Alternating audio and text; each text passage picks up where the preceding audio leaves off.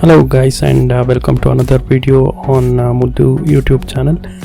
In this video we are going to take a look at how a Python program is going to receive an user input.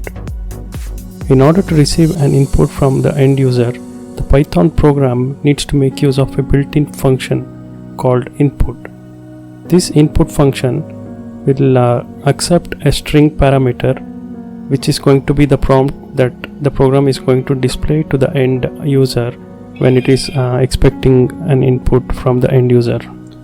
So we will start the program by making use of a variable called a, and we will call the function input, which is going to receive the input from the end user and store it into this variable a.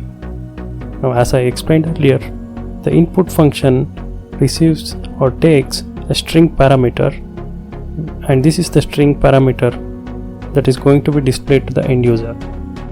So in this case, the string that I am going to pass to this input function is going to read enter your name.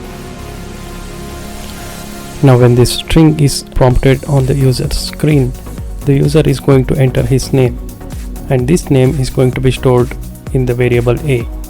So as a next step, we simply will print the value of this variable along with an additional string, which is going to just wish him hello.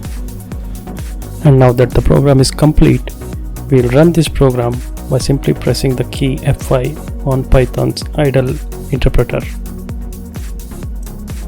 As you can see here, it is clearly prompting the string that I had passed earlier, which says enter your name, and I'll enter my name Amar here, and you can see the final output which wishes me hello Amar.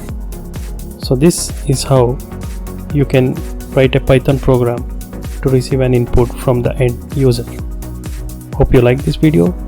If you like it, please subscribe it and share it with your friends, and give me a thumbs up on this video. And if you have any queries, please comment below and I'll definitely get back to you guys. Thanks a lot.